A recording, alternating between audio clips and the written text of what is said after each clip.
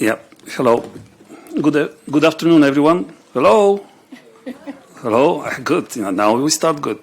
All right. My name is Stoyan. I'm from Bulgaria, and I'm the president of the NAT section, Nature, Agriculture, Rural Areas of the European Economic and Social Committee, and I have the pleasure to welcome you today in the House of the Civil Society.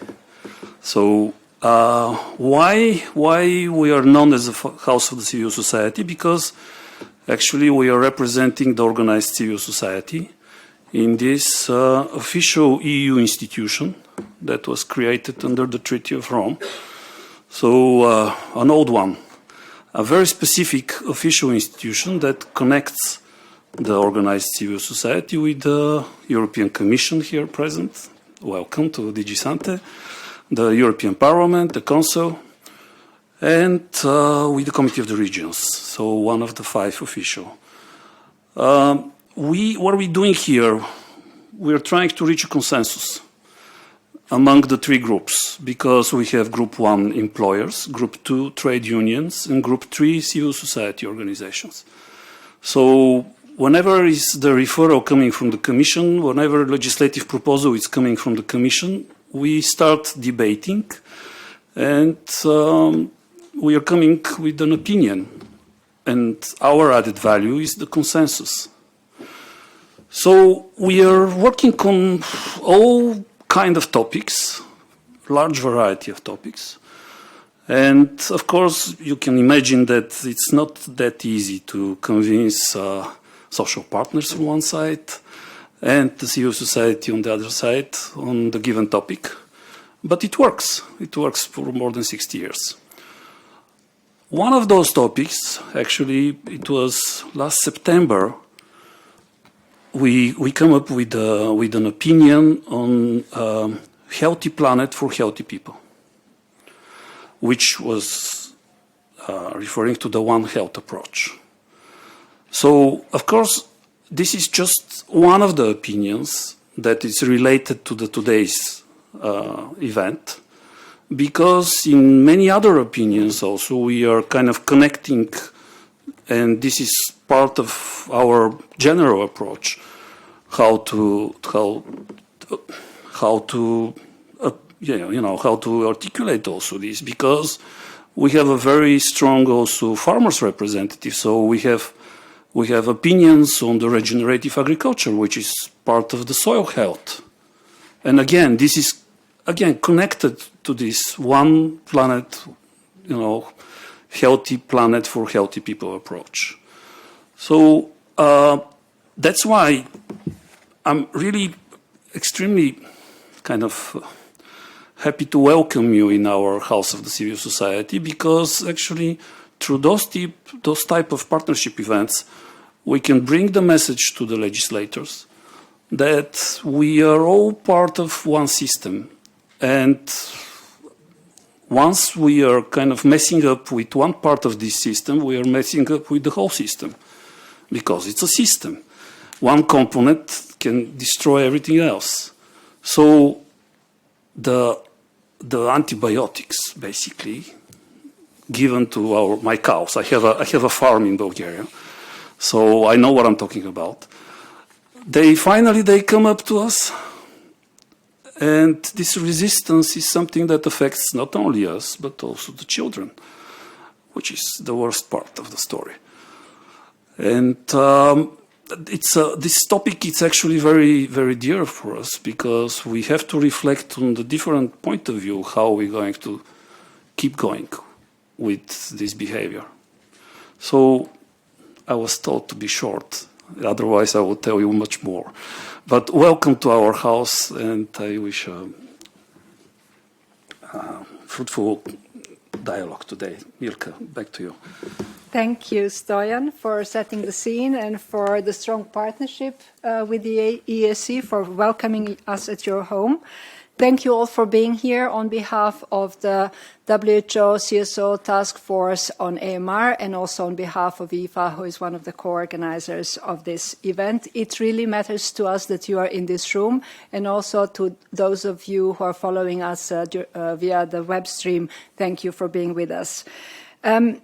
AMR is often described as a silent pandemic, but we can't say often enough that there is nothing silent about it, about the threat that it poses, the impact on our health, on the health systems, and on the ability to deliver care safely. If anything, it's one of those roaring threats that we keep ignoring, and one of those challenges that we know a lot about already, and yet we struggle to translate that knowledge into sustained and coordinated action. And this event, it's at a very particular moment, and the civil society, the WHO Civil Society Task Force helps us go through that moment. It's still a young initiative, but it's already building a real momentum. And at the same time, in Europe, we are seeing increasing recognition of One Health. As Stoyan has just mentioned, we have a whole department within the DG Santé on One Health, but still there is a fragmentation on how the One Health AMR approach is implemented.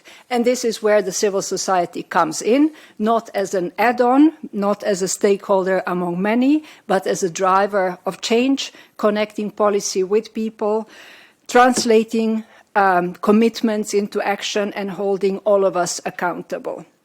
So today is about making that role more visible, more tangible, more connected to policy processes, and about moving from recognition to practical collaboration.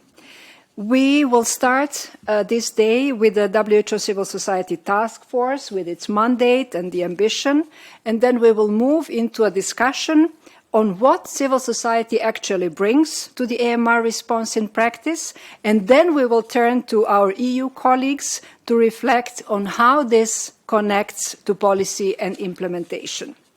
My hope is that by the end of today, of this afternoon, we will leave not only with ideas, but with a clear sense of how we can work together across sectors and levels to move the AMR agenda forward.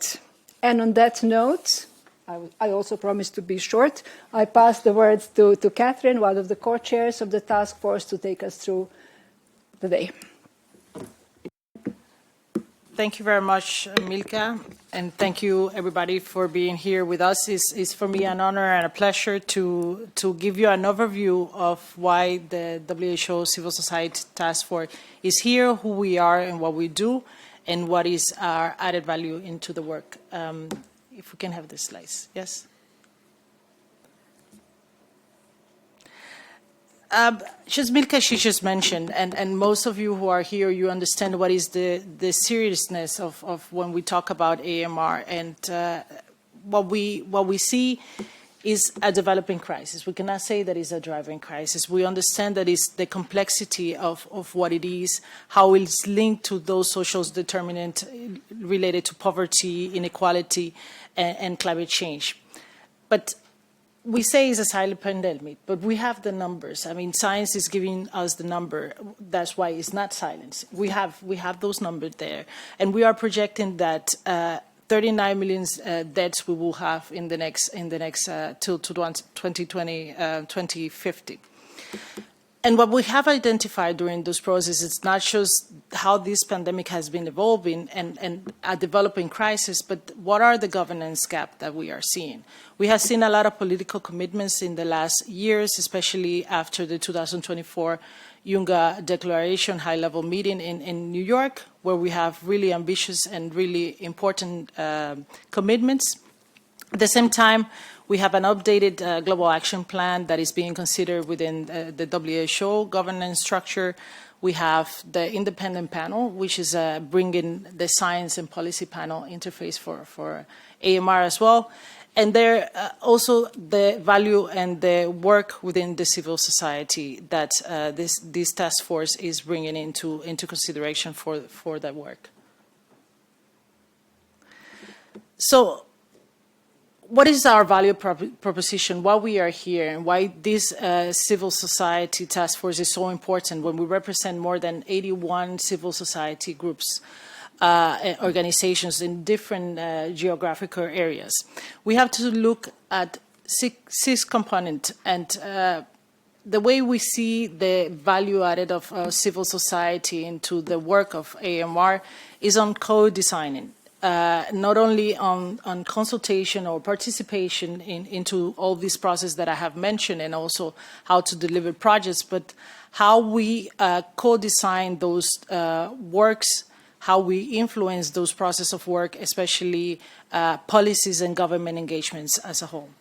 And that we look at it from the equity perspective and the justice lens, how we engage into the process of implementing projects, but also how we elevate the voices of those vulnerable populations, and as well of those including the marginalized populations, including in low middle income countries, and also the youth and the children, who usually are more affected by AMR.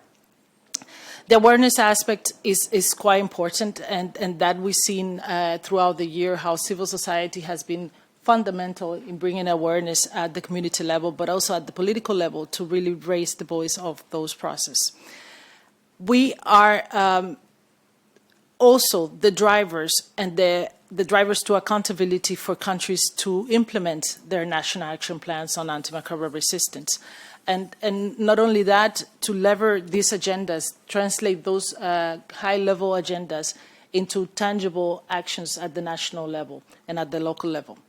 And the political implementation and feasibility of that is one of the aspects and the value that the civil society bring to this process, to the whole process and global process of antimicrobial resistance as well.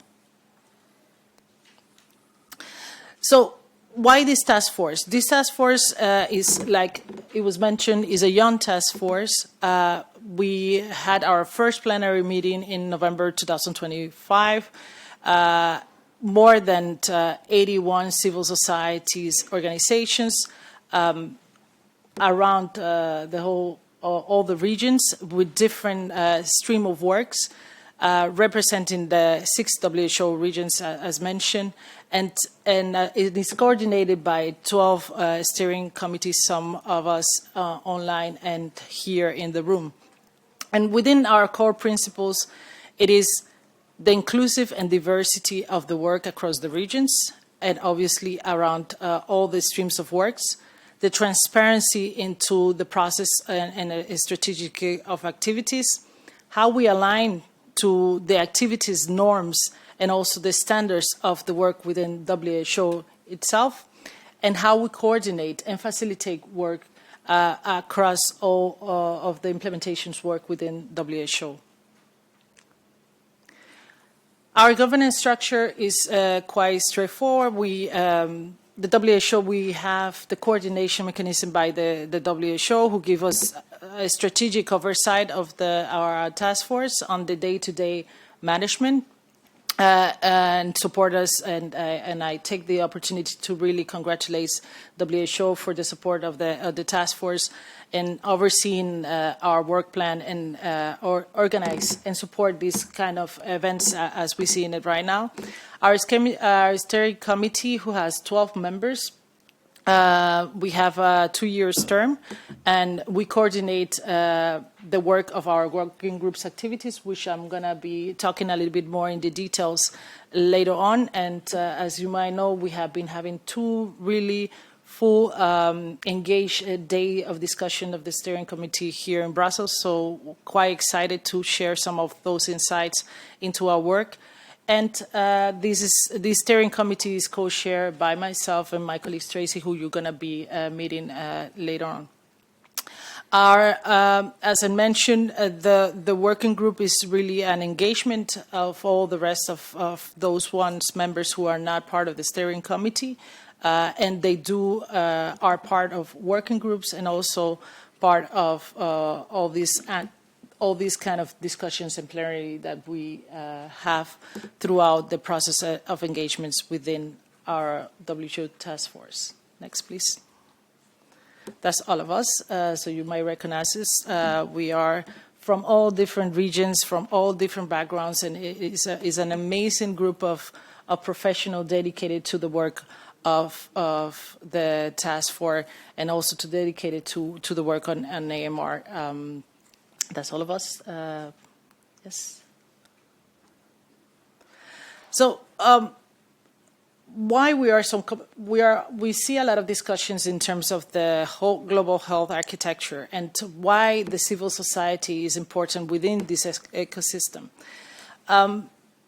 The civil society task force on AMR is not only there as a platform to support on what are the current focuses on the strengthening of the health system, but also to amplify the work and the coordination within most of these processes and policies that we have in place, including WHO tools, the national action plans that happens at the national level, but also how we engage and influence into the governance structures as a whole of the AMR process. We are also engaged and have good collaborations and link into the work of other civil society, including the WHO Civil Society Commission, as well as the other platforms that work on areas related to AMR, including the quadripartite multi-stakeholder partnership within the cluster of civil society as well, also to ensure that civil society engage across all One Health aspect as a whole. To give you a little bit of overview, what we, all the organizations, when we held our first plenary meeting in November, it was so enriching and so good to see the enthusiasm of civil society who are working on that. And some of the key takeaways, I have to say, that we were able to kind of list among many initiatives and many other aspects was the need to have complementary and not competitions among other groups and also other civil societies who are working in similar mechanism. So the civil society of WHO bring this bridge to really engage and avoid duplications into other process. We also see and identify AMR as a development and a justice issue, more than the linkage that it brings to inequality, as I mentioned before, and also the development issues, right? How we engage youth and community and the power that they bring in terms of the process of implementation. And how we as civil society bring the importance of bringing evidence, but also transparency and accountability in the process of governance structures. I'm speeding up because I know I have to wrap up, but I want to touch upon, if you can, the next slide. So the discussion was so enrichment that we have to somehow identify some of the priorities by region, but when we look at it, some of the common grounds that were really about the engagement and the value of civil society in terms of working and the challenges that comes into place that might differ in certain regions. I will not go into the details because of timing, but I'm happy to go in more details after the meetings in terms of understanding what we have identified. Next slide, please. Next slide.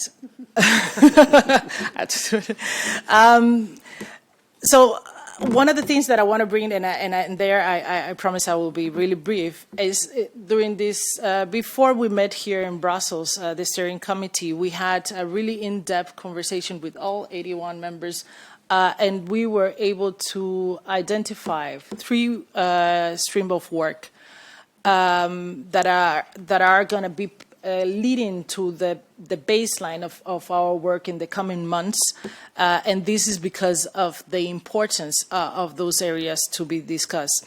There is the Global Society Campaign on Access to Penicillin, which is an amazing initiative that we will discuss more in the details of what it brings, but it is one of the areas that we understand of much value in terms of opportunity to map the current shortage of penicillin. The community-led monitoring and accountability for AMR, as you might know, that there is a lot of roadblocks in terms of access to healthcare based on what I have mentioned before of the development issues and many other aspects, and the necessity to have a One Health lens from that perspective. And a third working group that coordinates civil society engagement and resources. We understand that right now there is, due to many aspects, including those geopolitical constraints, civil society has been shrinking. But the importance of not only financing and resource mobilization for the implementations of policy and programs by the civil society, but also how to engage and to be meaningful in terms of the work that we do and the added value in those regional and global process like the World Health Assembly and other process like ministerial conference and those ones I have mentioned before. Next slide. Even though I went really fast into that, I will encourage you to really look into the work of the WHO Civil Society Task Force and learn about the work that we are doing, engage with us, and please scan the QR code, and if you have any questions later on, please do so.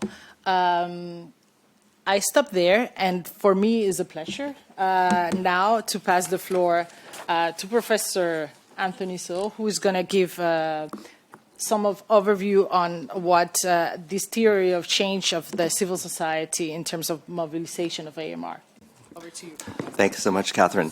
And thanks for the opportunity to share a few reflections on a theory of change for civil society mobilization on AMR. We have on the slides, actually, and I think I can get to the second slide now.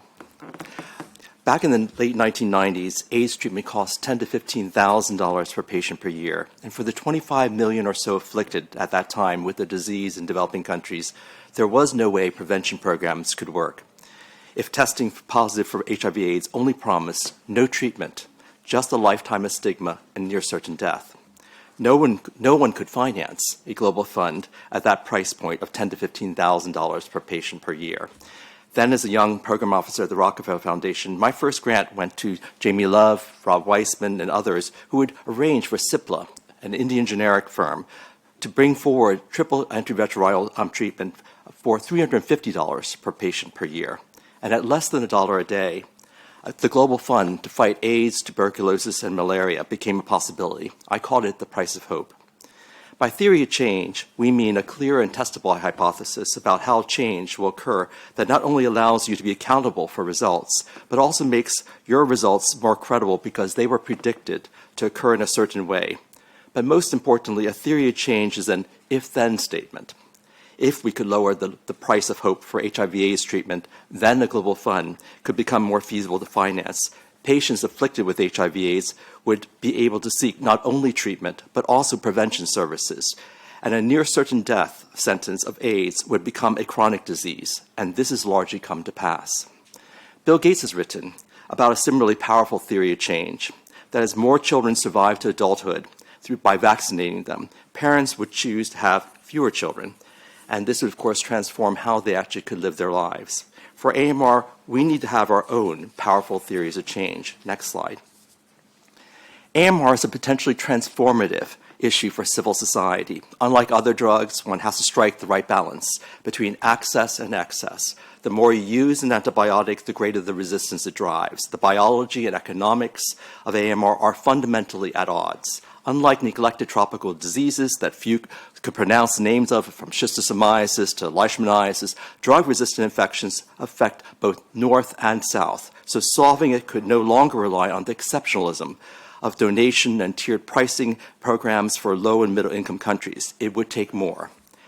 And as it became evident in 2014 when we helped to co-found the Antibiotic Resistance Coalition, or ARC, AMR is also a One Health, or intersectoral challenge. AMR is a wicked problem. So developing a theory of change is challenging.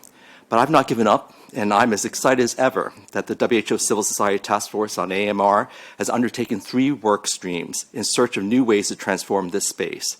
To me, they represent the 3 A's: action, accountability, and advocacy. The global campaign for access to penicillin crystallizes the persistent problem of access not just to new antibiotics, but to the first antibiotic discovered, penicillin, still an important first-line antibiotic. And as we approach the centenary of Alexander Fleming's discovery of this antibiotic in 2028, Community-led monitoring for accountability seeks to place the tools for monitoring for transparency and accountability into the hands of civil society and communities.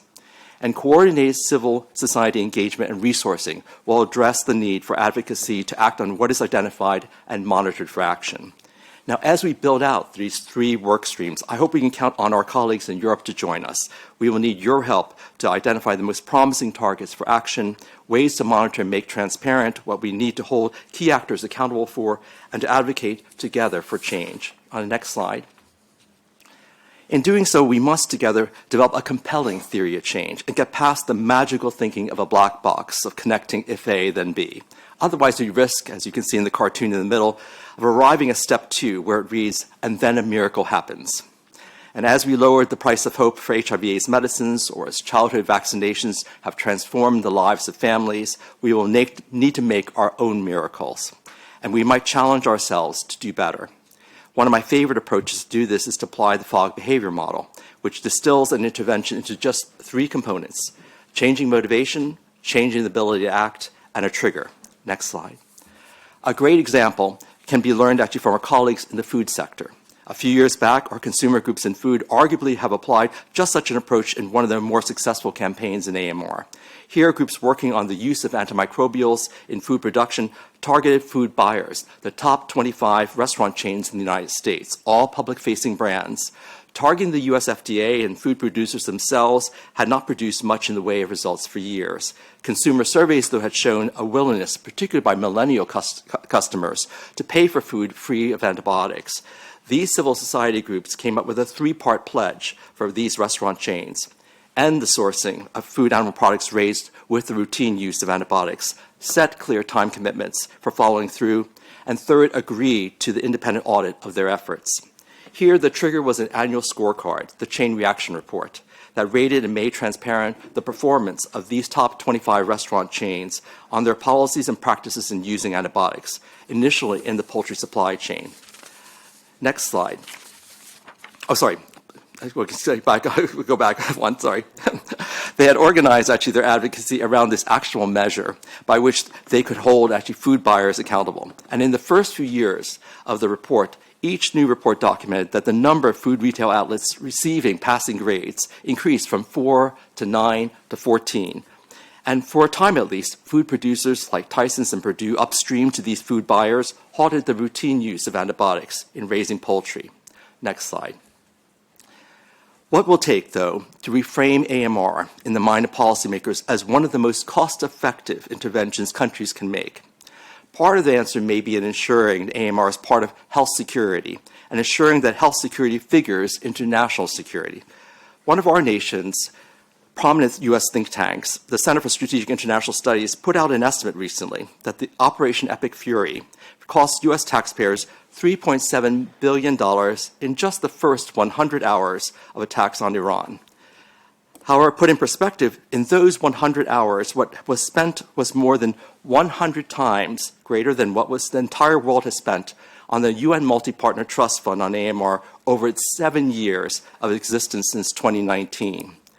If health security were factored into national security, how many lives might we have actually saved across the world? Not to mention in the United States, where drug-resistant infections conservatively claim more than 35,000 lives a year. The OECD stemming the Superbug Tide report offers a sobering reflection. If we had invested roughly $2 per person per year in targeted AMR measures, the OECD projected that we could have averted 75% of superbug deaths and saved $4.8 billion annually. That would have saved 1 million lives by 2050, or in other words, 34 to 38,000 deaths could have been averted each year. What theory of change for addressing AMR would it take to persuade our policymakers that AMR is as worthy of investment as any security measure? Thank you for the opportunity of sharing these reflections. And for the next panel discussion, I'm passing the baton to Tracy Mariah. I think he deserves. Yes. And thank you so much to my colleagues and Anthony, of course, just leaving us with quite some thinking to do. even as a converted. So my name is Tracy Morea. As you've been told, I'm the co-chair to Catherine for this WHO CSO task force. And I want to take this opportunity to welcome the next panel. And we'll be conducting a panel discussion just to highlight on the civil society's value proposition. Civil society's value proposition in the global AMR response.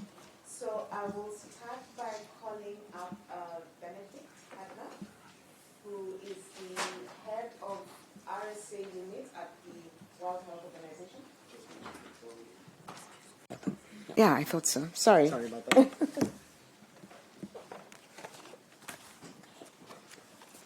So thank you, Benedict. Next, Jai Salma. Lucas, I will not dare to pronounce the name. Welcome. She represents the AMR Stakeholders Network. Next online, we have Andrea Caputo, who is the Global Health Advisor for REACT Europe. And last but not least, we have Neda Mileveska. I'm sorry for mispronouncing, who actually is putting on two caps, but the one that brings her here today as a president of the AMR Patient Alliance, but she also doubles up as the AMS or Antimicrobial Stewardship Program Lead at Radboud University Medical Center. So welcome. I have been duly warned, you have 6 minutes each. So unfortunately, I will have to time you. And we'll start with Benedict. We've been with you the last 2 days, and thank you so much for hosting us. And we appreciate that WHO has a vantage point of, directing and coordinating global health as guided by science. However, as has already been said, AMR is not just scientific. Right? We need to respect that it's not simply a technical issue, but one that requires a whole of society approach. So what mechanisms have proven most effective in ensuring that the global AMR commitments we've been discussing about actually translate into pragmatic, people-centered, and national level implementation, especially in the low resource settings? So thank you very much. You start with quite a difficult question because obviously of national action plans has always been a challenge because of lack of resources. I noted in your questions that you mentioned the people-centered approach.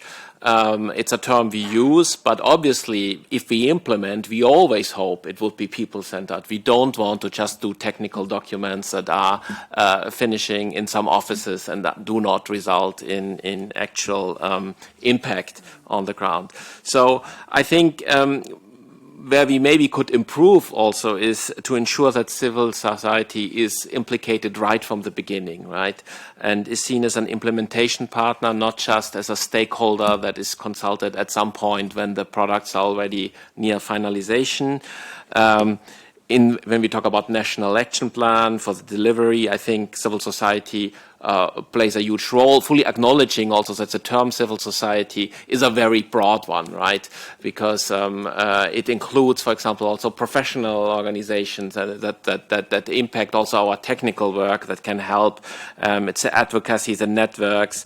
And I think something where we really would benefit from the knowledge of civil society is regarding the barriers to implementation. What are the issues on the ground related to access? What is the reality? Because sometimes we may have a little bit of situation where we sit in an ivory tower based on our evidence reviews, but we make recommendations that are not really implementable.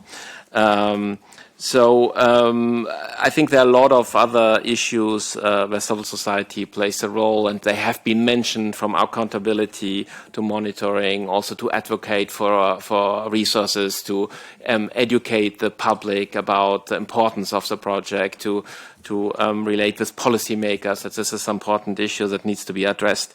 But maybe I stop here because I've already talked not quite 6 minutes, but... Thank you, Benedict. Sorry. Thank you so much. And actually, you have presented a perfect segue for Jai Selma's cap that she wears. So CSOs, as Benedict has said, broad, but we also come with, these nuggets of gold to actually not just be there to hold accountability, but also to support by offering even technical support. So in your role under the AMR Stakeholders Network, we know that your network brings together diverse actors across the AMR ecosystem. So what strategies have you actually found are the most successful then in aligning priorities among the stakeholders that you have? Because CSO is so broad and often they have competing interests. Just now we're mentioning of One Health, so you have those animal, you have human, you have environmental sectors, but yet we are speaking that we need to move in one direction so that we address this global health challenge. So how do you manage to actually align these priorities? And in that state, then, how can other civil society outfits leverage these strategies so that we can amplify our influence? Thank you very much for the question, Tracy. I think the first step is to think about this diversity before you build up one of these networks, one of these coalitions. You really need to conceptualize them in a way that fosters diversity and representativeness. And you need to plan your outreach strategy in a way that also ensures that you reach these objectives. Now, diversity, as you said, comes with competing interests, which are not necessarily conflicting interests. So, you can manage this competing interest in a constructive manner. In our network, we have stakeholders that represent different sectors like public health and different subsectors within health as well, agriculture or even industry. But we all there's common ground around preserving antimicrobial effectiveness, ensuring access, protecting health systems. And it's important to frame discussions in a way that shifts the tone from negotiation around priorities to real problem solving. So with regards to this, I see two clear, distinct types of engagements in our AMR stakeholder network.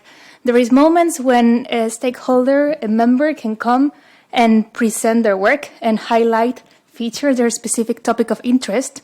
But then there's other moments when we all sit together and try to shape a specific output that reflects our common interest and asks.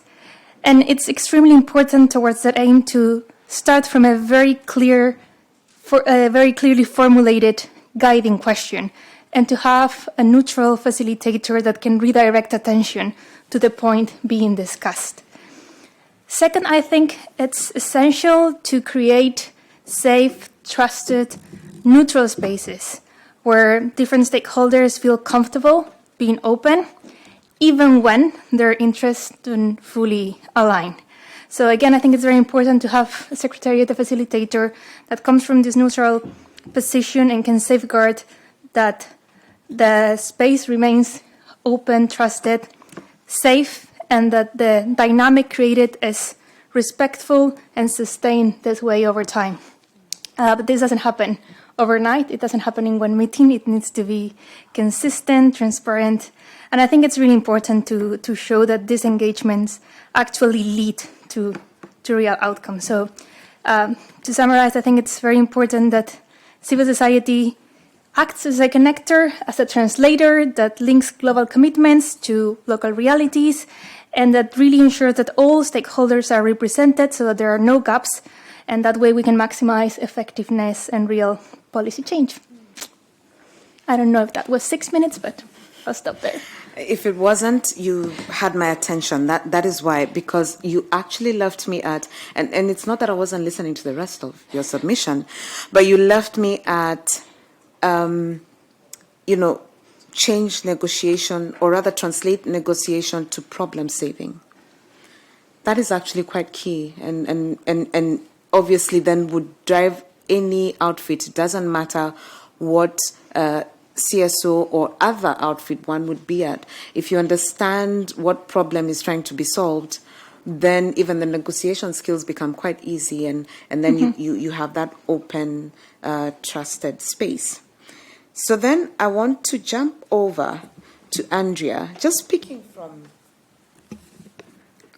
sorry, just 1 minute? Yeah. Picking from where the submission has left us, problem solving. REACT has been in this space probably longer than any other CSO that I'm aware of. And here I confirm there's a conflict since I'm at REACT, and I realize that we've been in this space for 20 years. We're celebrating 20 years. And it's not been an easy journey. However, when it comes to realizing the problem-saving or solving issue that's in front of us, REACT has managed to actually take on the different challenges and be able to translate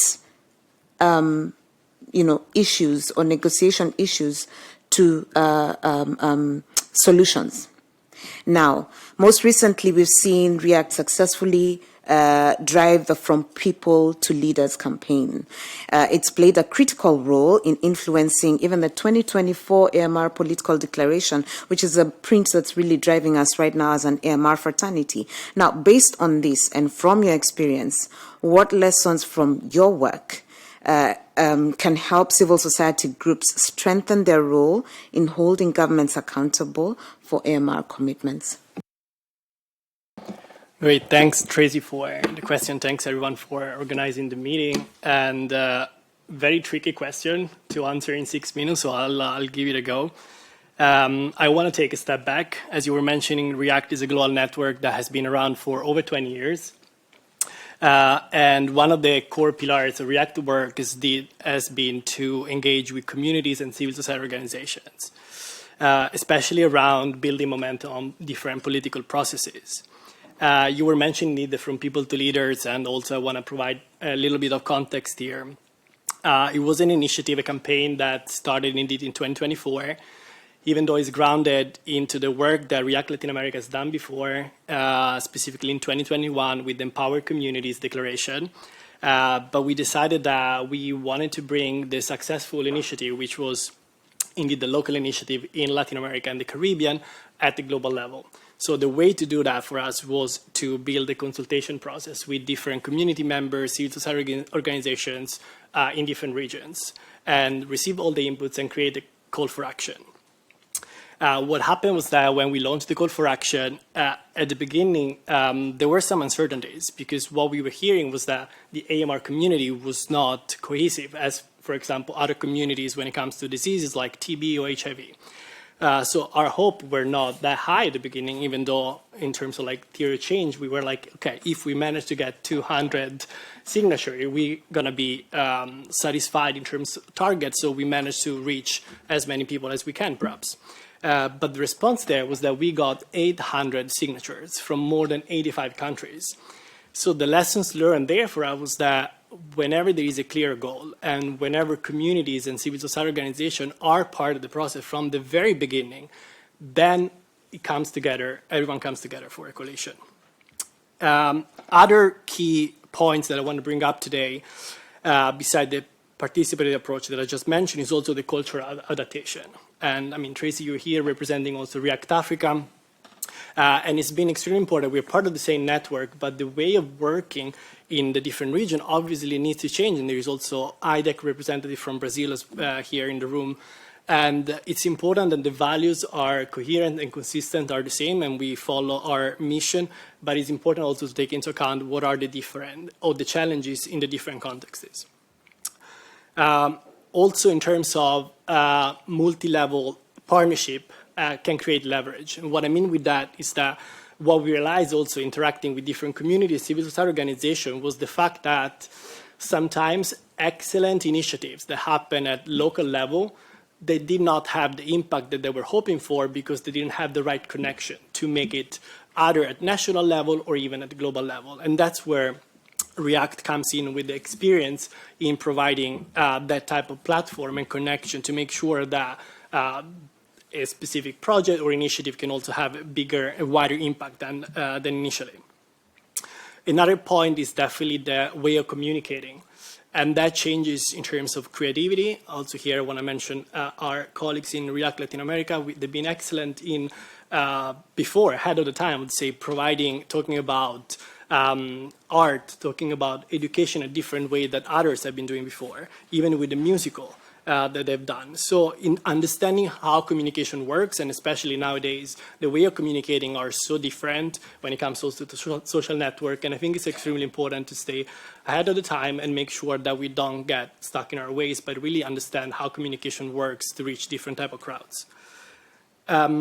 Last point here, I hope I'm on time, it's measurable outcomes to build credibility. And I think it was mentioned before about having indicators, and this goes, I would say, both ways. So we saw that with the UN declaration having some specific targets, but I think that also comes down to projects that we do at civil society and community level. Whenever we have a specific target that we want to reach, and if we reach the target, it's also easy to understand and sell that initiative for a longer sustainability.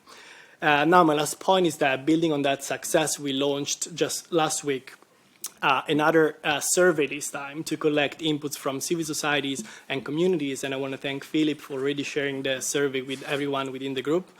And that survey targets the ministerial meeting happening in Abuja in June. And I can already mention, even though specifically for this meeting, so take it with a pinch of salt, just because the results are very, very preliminary since we launched it last week, but we had a good response, so this might not be the final result. I want to highlight that. But there is a trend in saying that one of the major things that have been highlighted in terms of top challenges, are accountability gaps as a major concern. So limited accountability mechanisms have been consistently ranked among the top 3 challenges when it comes to AMR governance.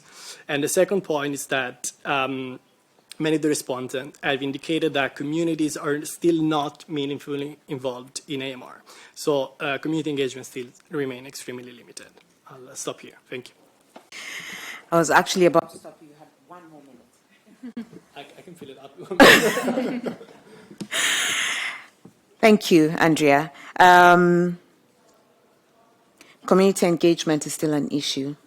And I promise you guys, this was not planned this way. Yes, the questions were there, but it was not planned to flow so flawlessly to community engagement is an issue. And we're coming to, the representative of the Patient Alliance in AMR. And here we are seeing a preliminary results from the survey showing that still remains an issue.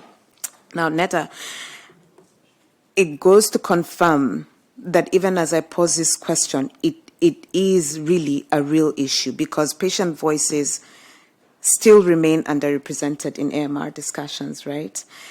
We talk of numbers, but we're not placing the faces there. These are actually real issues, real people suffering through AMR or resistant infections. Now, then, in your opinion, what are the most effective ways to actually integrate the lived experiences into national AMR action plans, or just the work out there around AMR so that they influence both policy design and implementation, even as, for instance, Andrea and his team, take this message to the global leaders in Abuja in a few months? Thank you, Tracy. Thank you once again for the invite to be part of this panel. I really think that it's quite critical to look at this separate, I would say, still a target audience, because it differs from community engagement in a way that teaching communities that they don't need antibiotics is quite different from teaching or telling someone who is desperate to be healthy that they don't need it. So it's a different messaging.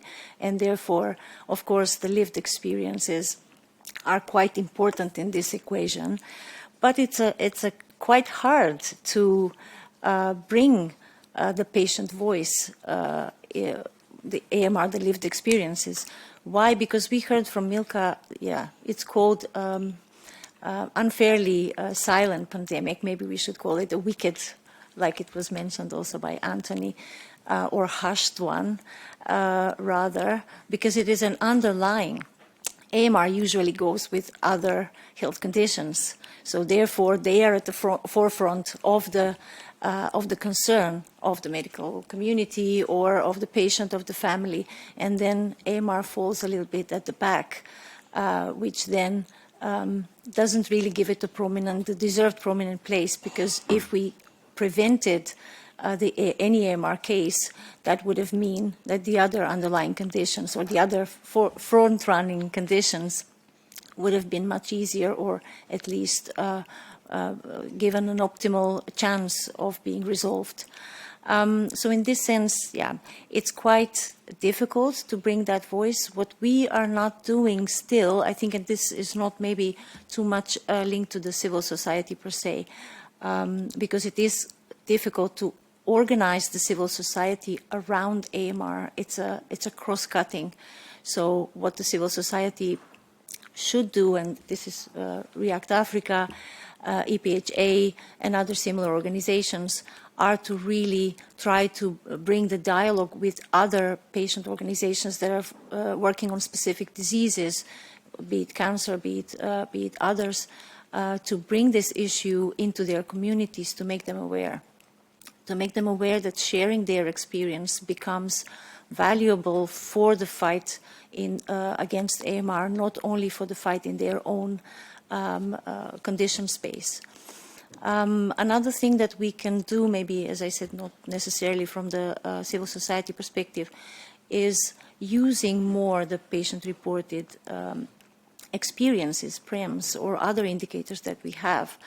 We are underestimating the power of what patients bring or what they live with from the healthcare systems, and not only those with lived experiences, all the others, the near misses, are also as important. So if we, now, with all the AI we have, if we really use and take those narratives, they can point us in some important directions on how we also try to avoid this tragedy of commons where the uncertainty drives the use of antibiotics where they're really, really not useful or needed or effective, which then on a global scale brings the numbers that we are considering not silent, rightfully. So in a nutshell, both the civil society can bring the patient voice, but also the healthcare community at the individual level. We are with patients every day. The policies are there, but at the individual level, we might not be using the power of people as we know it from the recent pandemic. The power of people can destroy, but it can also build. So if we try to use that more tangible, more actionable tools on the ground to use those voices, those can filter then themselves or can find a way up to the policies. Thank you, Neda. Power of people can build. I'll take that home. Now I can see we're 1 minute past time for the panel, and I apologize. So I will come back to number one for a parting shot from your end. Sorry. No, I think, we at WHO need to do our homework. I think we need to think how we can involve civil society earlier in our technical documents. And we have, I think, with the Civil Society Task Force, a good mechanism how we can do that. So. Thank you. So co-creation, as we have been saying. Yeah. Excellent. Number 2. I would say that for civil society networks and coalitions to maximize their impact, it's essential that we stay consistent, solutions-oriented, and that we bring unified messages that are backed by scientific evidence and that come with practical recommendations that are much more likely to influence policy. Evidence-based, practical. Unified, consistent. And perhaps committed through it all. Number 3. Yeah, so perhaps I'll close by saying that if we look at AMR globally across different efforts, I believe some strategy and frameworks are in place, but what's really missing is the implementation part, and more specifically, the accountability bit. And this, I think, where communities, civil society organization, and also this group can come in and have a strong role. Unless we involve communities in a meaningful way, we risk designing then solutions which are not going to work. So moving forward, I think the question is now whether we want whether we want to engage communities, but how we shift from just a consultation to co-creation, as was mentioned before, and shared accountability. Thank you. From consultation to co-creation. Number 4. By replying to Benedict, I think having this task force is already a huge leap for WHO because understandably so, WHO was not able to engage too much with civil society, at least pre-pandemic, because you have a different mandate. But then creating the task force makes it visible for the patients that there is a commitment and you're showing the way for the member states. So for us as a AMR Patient Alliance or globally for the patients, they need to really see the commitment to be able to engage, so to avoid any participation fatigue from their end. They say something, nothing happens. So it would be good to try to work on that. On the other hand, we need to also build the health literacy. At the moment, we are facing also quasi-literacy and different directions, not to open a new debate. But in order to meaningfully engage patients, we need to make sure that they really understand what it is about, to have the right message and make the message closer or more individualized, more personalized, rather than the huge AMR, very theoretical concept. So, for example, we can say, or at least we like to say, in the AMR Patient Alliance that we hope patients understand that we actually did not inherit antibiotics from our ancestors, we borrowed them from our children. So in a way to make sure that we save them for the future generations. Thank you. We do not inherit antibiotics from our ancestors, we borrow them from our children. I will not even spoil that showstopper. Ladies and gentlemen, a big round of applause rather, for the excellent panelists. And thank you so much for bringing your insights and your recommendations, even as we start our work under the CS task force under WHO. We do have a lot of work to do, and I hope the steering group has picked on that one especially. We have borrowed the antibiotics from our children, our grandchildren, our great-grandchildren, so we need to protect these antibiotics. Thank you so much, ladies and gentlemen.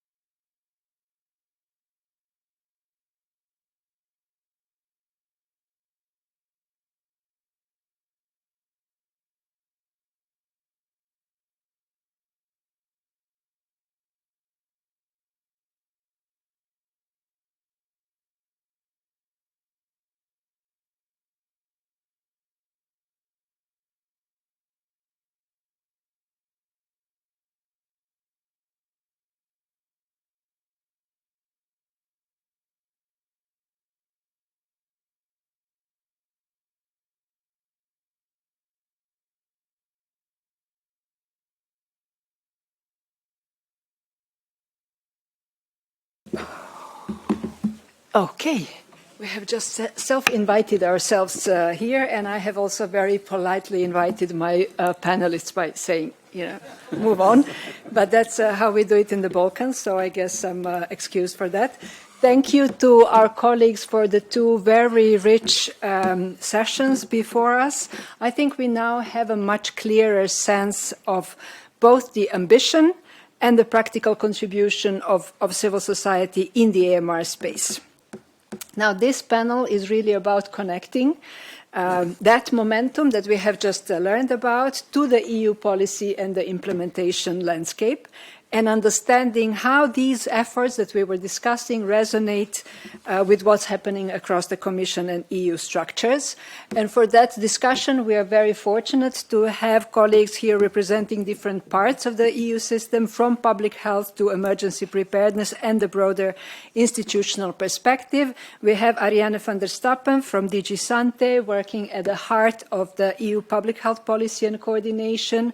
We have Dr. Matteo Noci from DG ECHO, bringing the perspective from emergency preparedness, capacity development, medical countermeasures, and Stoyan, who had kindly welcomed us at the beginning of the day, Stoyan Chukanov, president of the EESC NAT section, and our co-host today, representing the institutional voice of organized civil society at EU level. Now, Tracy has kind of tortured her panel with that closing remark. I have tortured my panel with an even more difficult task, which is first to understand what you are all busy with and how AMR and One Health is currently being taken forward in your areas of work, how that coordination is evolving across services and with the member states. And then, most interestingly, how do you see the role of civil society in supporting and strengthening these efforts? And I've asked them to follow the previous discussions carefully and then reflect on what they have just heard. So let's see what they can do on the spot. I'm conscious that Matteo has a flight to catch. But I think we're still good with time. So I would then still start with Ariane, as was my plan. So with that, Ariane, over to you. Thank you very much, and good afternoon to everyone.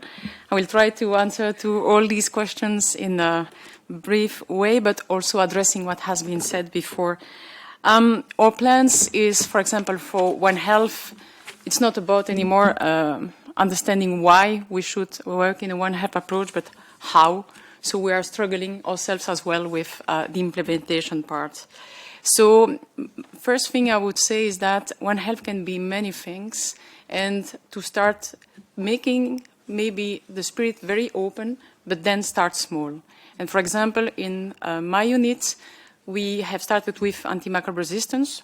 I did not start that, it was for decades, but we have now formalized it much more. But we have also now include climate and health, and we address also zoonosis, bit by bit, because I can go to mental health, I can go to many other topics, but that would be my first thing about how starting with the implementation point.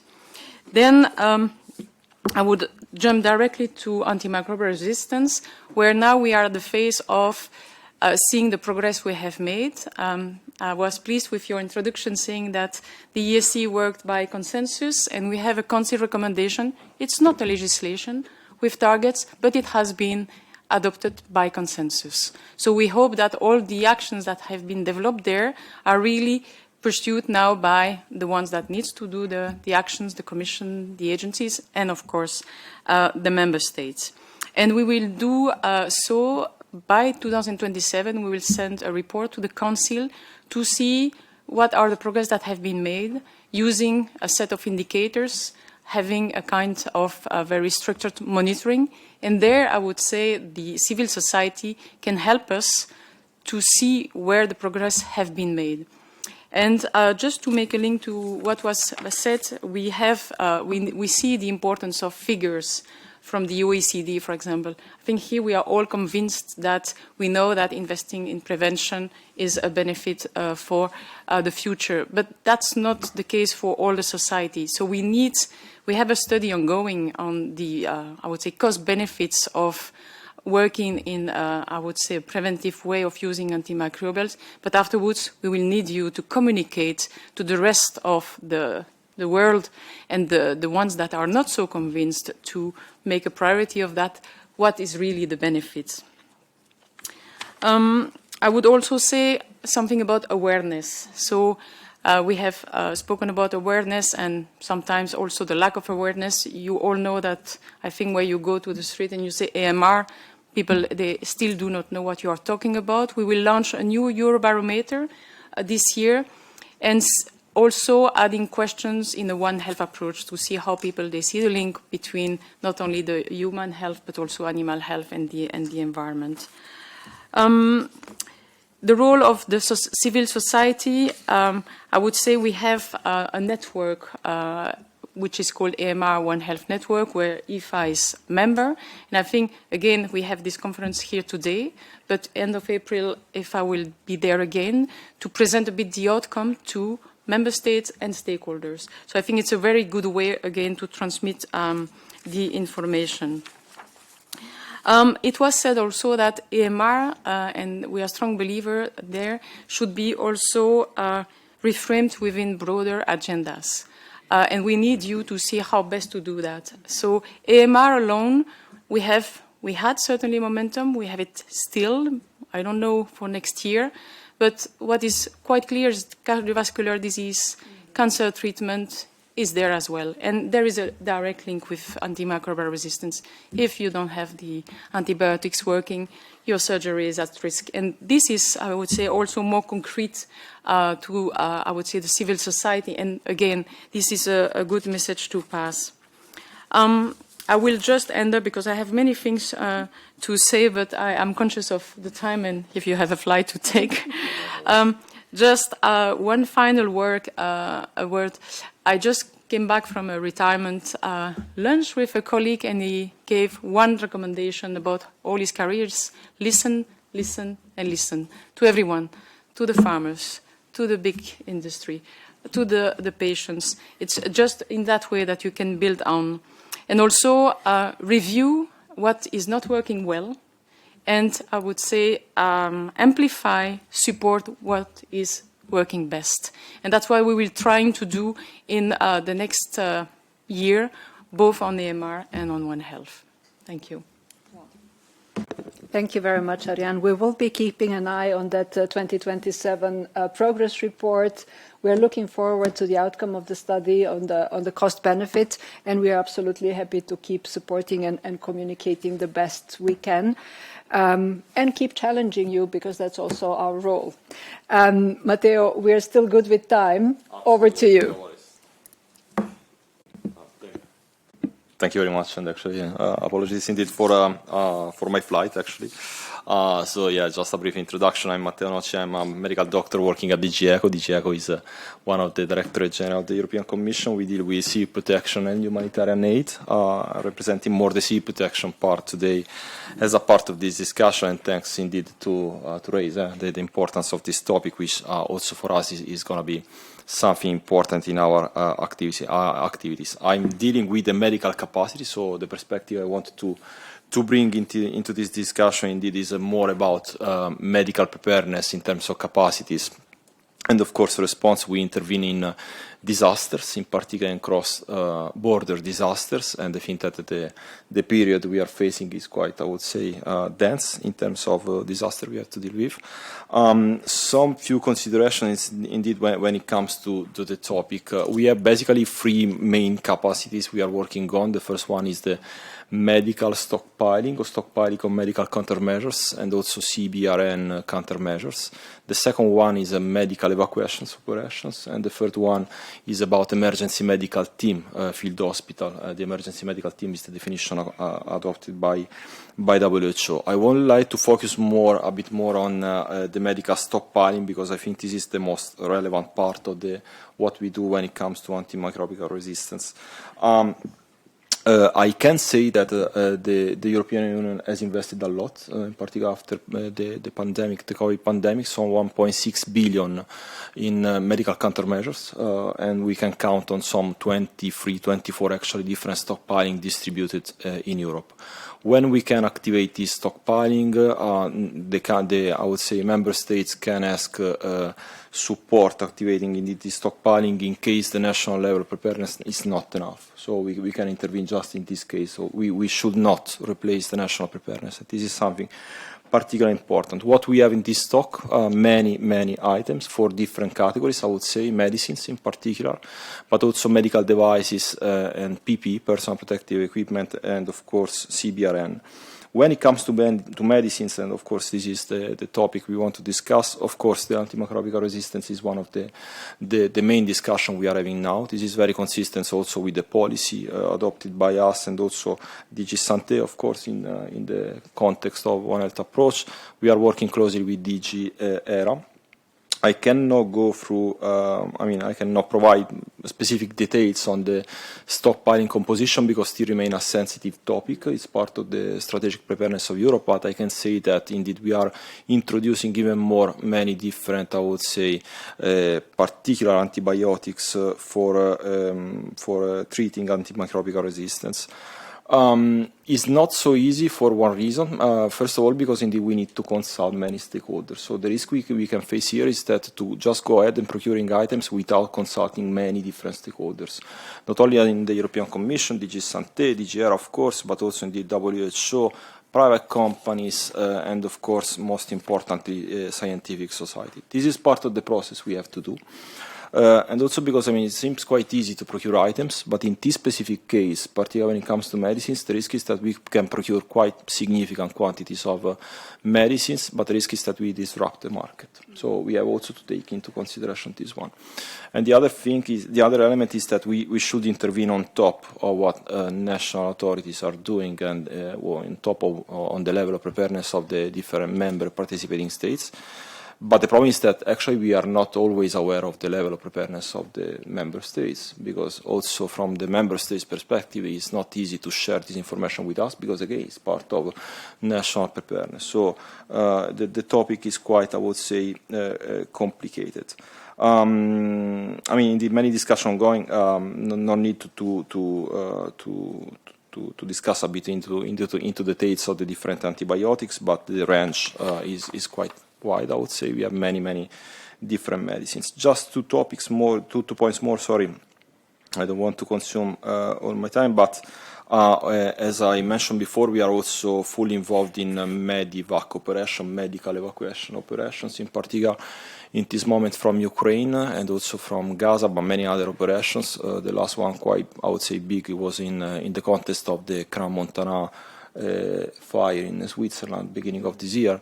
And what is the connection with medevac? Actually, it's quite important because now we see that the number of patients with antimicrobial resistance is increasing over time. So we are working a lot in defining more specific procedures to identify soon indeed this kind of patients, because indeed the risk is that we are also, of course, worsening the situation when it comes to our hospital. And then also working on emergency medical teams. In this case, we have some, I would say, specific capacities, including also laboratory capacities and public health capacities. And as a part of their activity, of course, they are also dealing with antimicrobial resistance. The message I wanted to convey in this context, again, is the same. It's very important for us to have this discussion with the relevant partners and stakeholders. Cannot be a topic we want to address alone, because it is a very complex one, and also we see the importance to raise awareness with many other partners. Thank you. Thank you, Matteo. One question. It seems that in your area of work, you need to consult stakeholders, and you mentioned the WHO, you of course mentioned member states, private companies, but it seems that civil society is not your natural partner. How do you, if at all, collaborate with civil society? How can civil society complement the efforts on the ground? Like any views you could share on that? That's a very good, pertinent question. Actually, the process, but we can improve the process, first of all, frankly speaking. Indeed, the part of communication with the societies is more at the national level, even though I think that we should establish a more, I would say, straightforward communication from our side as European Commission. In particular, in some, I would say, specific topic, and I think this one is one that really deserves this better connection indeed. Thank you very much. And with that, I turn to the epitomization of civil society. Over to you, Stojan. Here in our committee, actually, through our networks, we are representing around between 90 and 100 million European citizens. So this is quite a number. And that's why I think through our work, basically, we are doing proper consultation, because it's really targeted network. It's not like just any network. Those are people that are organized in the civil society, their own organizations, and they're very much involved in the topics that we are discussing here. And especially about the AMR. Let me tell you something. Yesterday, here in the very same room, we had DG Agri and DG Environment on a different panel, different topic about the livestock strategy. And this is, again, because actually speaking about the resistance, this is a challenge for the One Health approach. So in our committee, we try really to have a different perspective. I just started in my first introduction, but again, it was mentioned by the doctor that it's a challenge also for the trade, and we have to think how really to approach this topic without disturbing this system again. So in this regard, we have a very kind of constant exchange with the Commission, different DGs on those critical elements. And especially, as I mentioned, our farmers community, we're trying not to destroy the food security of the European Union, because this is also connected to the food security. It's not in the current climate change crisis. We have such a race of the zoonoses in the European Union. We have diseases, zoonoses that were not known in our continent before, for the first time. So the PPR, for example. 5 years ago, there was no PPR, and now it's already affecting most of the southern belt of the European Union. And all the influenza, all of this. So we have to find a solution. How are we going to find a solution? How are we going to produce healthy food? And yesterday, DG Agri showed some data that was very comparable to the Professor Anthony Saul data that we saw today about the spending. So yes, regarding the livestock productions, and this is one of the straight way how to introduce the antibiotics in the human body. And how are we going to deal with this? So the civil society is not only involved, but very concerned, and that's why it's very involved in the whole process. And we are looking at this as a cross-cutting topic, and that's why we are trying to work with all the DGs, not only Sante. Maybe a challenging question there. So you bring food production and animal husbandry into the discussion, and we have a situation in the European Union where such a complex topic like One Health, well, it is led by DG Sante, but it is being handled by DG Agri, DG Eco, DG Environment to an extent. How do you coordinate among yourselves? How do you secure that all the aspects of the One Health approach are really, they will be partially handled through different DGs, but how do you coordinate? Maybe for you, Ariane? Yeah. Yeah, I guess so. So indeed, first of all, it was to put, I would say, a bit order in our own house, so in DG Santé. So we have built an intra-Santé network, both on One Health and AMR, where we have the colleagues dealing with animal health, with human health, with food. It seems like obvious. I can tell you it's not. And it's not about, because people have always afraid that we will merge, I would say, the topics. Now it's just making links and bridging it. But that's what the first thing we did, and that's working. We have also what we call an inter-service group between DGs, and indeed, you were mentioning 5 of them, of the DGs. We are 11 on One Health, for example. You can also add DG Employment, for example, which is not the obvious directly. So there as well, we update each other of what is happening, and I would say now we are starting to go to the next step and see how we can together provide, I would say, a concerted input. Council is now working with FAO on conclusions on One Health in agri-food system.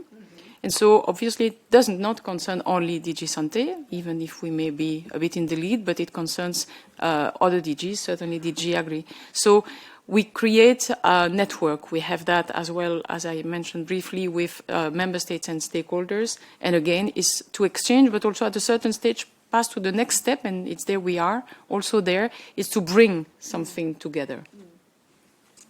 Wonderful. Thank you for that clarification. It's not always easy to understand how things operate inside the Commission services.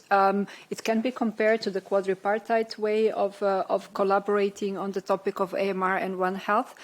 Well, what I'm taking from this is that there are pieces there, the policy, the expertise, the civic engagement, we are on the implementation step. Of course, the question remains how we are going to take it further and how we are going to keep connecting these dots systematically, and I think it needs to be our own responsibility going ahead.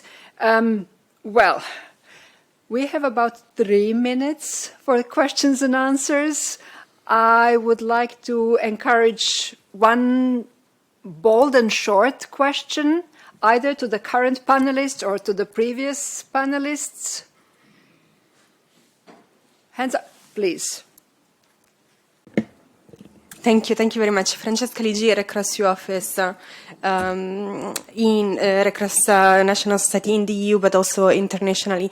I heard a lot on the member states, on the authorities, but we stress always the point on health literacy, especially for the people that have no access or no trust in the public authorities. And this is the role of civil society organization when it comes to medical adherence, following the protocols. And I give a concrete example. I had to take antibiotics and I went to the pharmacist and I had 20 pills and I needed only 10. And because I'm doing policy on health, I told him what I do with the 10 that remains. You can use it for the next time. Luckily, yes, he said it, the pharmacist. Luckily, I know that is affecting me and the overall society, but I think health literacy from the professionals, the healthcare workers that work with the people that then takes the drugs is super important. And this is up to the member state. And we know that health is controversial to be implemented as a unified European Union. So I will insist on this. Thank you very much. It doesn't sound like a question, but it's bold and short. And I think that's also a point where civil society can offer support in raising awareness, raising health literacy.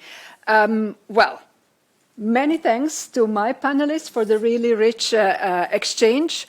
It shows the whole discussion today that the civil society is not at the margins of the AMR. But very much part of how we move the battle against AMR in practice. And with that, I'm very pleased to then pass the baton to Ivan Hutin, Director of the AMR, the Antimicrobial Resistance at the WHO, for the closing reflections and the way forward. Thank you very much.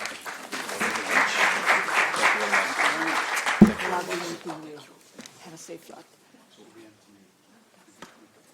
Ivan, I'll leave you all alone here. Yes. Oh, so I will put myself in front of the banner. so that I am corporate. So thank you so much, Milka, and thank you so much to the European Economic and Social Committee for hosting us here in Brussels. There's something fitting about having this conversation in an institution whose very purpose is to give civil society a formal voice in policy making, which we've heard has a broad reach much beyond AMR. We are at an important juncture for AMR. The 2024 UN Assembly high-level meeting on AMR produced a political declaration with clear, time-bound, quantified targets. The world has made a commitment. What happens next depends on who shows up to hold governments, health systems and industries accountable, and that is exactly where the civil society comes.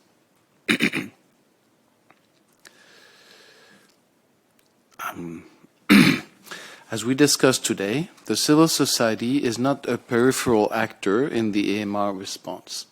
It's a strategic driver. Drawing on the points raised by the panelists and speaker before me, let me be specific about the value proposition. The civil society reaches the space that governments and institutional organizations cannot. Communities, households, faith networks, schools. Behavior change around antibiotic use happens at that level or it doesn't happen at all. Civil society is an accountability mechanism. It can highlight gaps between commitment and action and sustain political pressure across electoral cycles and ministerial transitions. And civil society brings equity into the room. It amplifies the voice of communities most affected by AMR, those with the least access to the quality diagnosis, effective medication, and infection prevention and control. So this is exactly why WHO launched the Civil Society Task Force on AMR in 2025. It's not a consultative body convened to rubber stamp decisions that have already been made. It's a genuine partnership, a mechanism to co-shape WHO AMR agenda, connect global leadership with country-level action, and ensure that the diversity of civil society perspective informs what WHO does and how. Europe has a particular responsibility here, and I want to be explicit about it. European civil society organizations, many of them represented in this room, have been among the most sophisticated, persistent, and technically credible voices on AMR globally. That capacity took a year to build and must be sustained.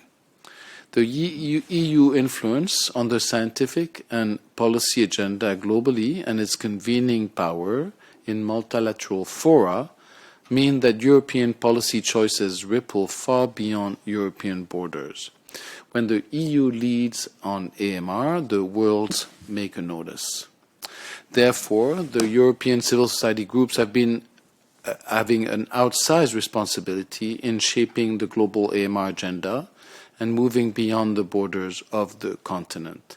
We need institutions like the EESC to be an active partner in creating that space. As we move into the networking session, I would really encourage you to think concretely about what can be sustained in terms of engagement and what do these engagements look like. Also think of the pathways by which the European civil society can anchor the UN political declaration on AMR in EU policies and national action plans. The ambition is clear, the task force exists, the political moment is happening right now. What we need is a sustained commitment of exactly the people in this room on behalf of the co-organizer, WHO AMR Department, the WHO Civil Society Task Force on AMR, and the European Public Health Alliance. I sincerely thank you for attending this event and for your rich contributions. Thank you.